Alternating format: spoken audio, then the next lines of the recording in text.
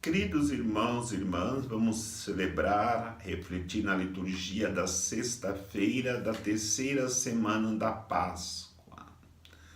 Nas 3 primeiras semanas, a liturgia nos convidava a refletir sobre os atos de São Pedro.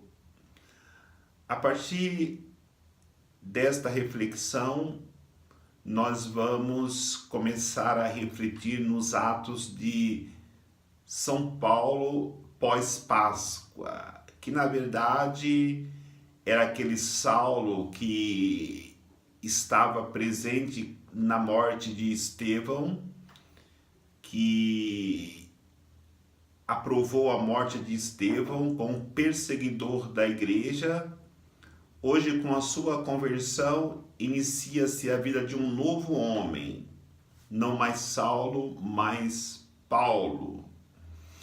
E a liturgia inicia-se na primeira leitura colocando a realidade de São Paulo, perseguidor da igreja, onde havia um cristão, ele ia ao encontro para persegui-lo e prendê-lo. E na liturgia de hoje, ele estava em viagem, porque ficou sabendo que em Damasco havia alguns cristãos anunciando Jesus.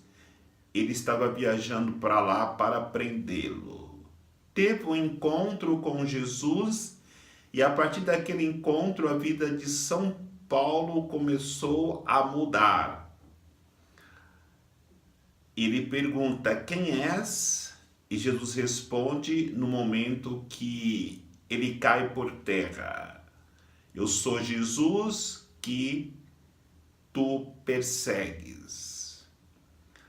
Aí deu início à segunda etapa, que é a caminhada de conversão de São Paulo. Ele pergunta a Jesus: o que devo fazer? E Jesus dá para ele o caminho que ele deve percorrer para iniciar uma caminhada de conversão. São Paulo obedece, entra na cidade e ali vai dizer que ele ficou 3 dias sem beber e sem comer. Na realidade, é a mortificação que foi necessária ele fazer para que realmente o seu coração endurecido se quebrantasse e ele pudesse realmente ter uma conversão frutuosa, como de fato teve. E vai dizer também que o Senhor mandou Ananias para ajudar Paulo. E na conversa de Ananias com Deus, no diálogo de Ananias com Deus, Ananias vai colocar sobre o perigo que São Paulo, o antigo Saulo, era para a igreja. No entanto, o Senhor vai falar: ele está rezando, ele será usado como um grande instrumento para a minha igreja.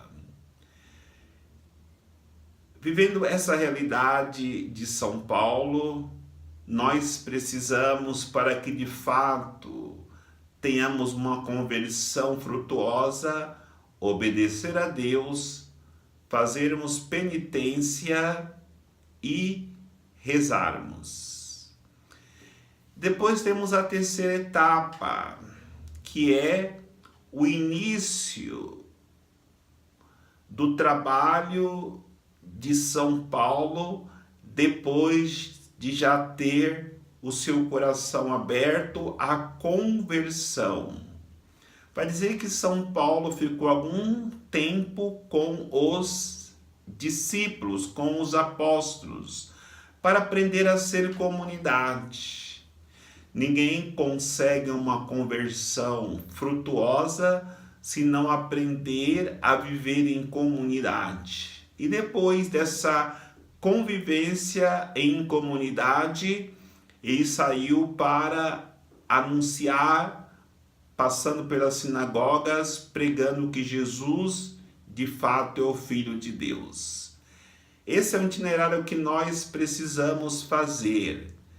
Mas para fazermos isso, o Evangelho nos ensina que nós temos que nos aproximarmos de Jesus e tê-lo como o pão da vida. Quem come a minha carne terá a vida eterna. Quem come a minha carne terá vida em si mesmo. Quem come a minha carne permanece em mim e eu nele. Quando nós comungamos, comemos da carne e bebemos do sangue de Jesus, nós entramos nesta realidade. Termos vida em nós mesmos. Porque quem impulsiona a nossa vida é Deus. Porque estaremos em plena comunhão com Ele. Além de estarmos em plena comunhão com Ele, essa plena comunhão com Deus é garantia de vida eterna. E não existe graça maior de qualquer ser humano na face da terra do que ter a garantia da vida eterna. E essa garantia da vida eterna, ela não é para ser vivida apenas alguns dias, alguns meses, alguns anos. É para toda a vida. Quando morrermos nesta intimidade e comunhão com Deus. Por isso que vai dizer, quem permanece em mim e eu nele terá a vida eterna. Nessa convicção, vivamos a alegria também da nossa conversão, para que, como São Paulo, sejamos instrumento grandioso na mão de Deus para edificar a sua igreja. Que o Senhor nos abençoe, em nome do Pai, do Filho e do Espírito Santo. Amém.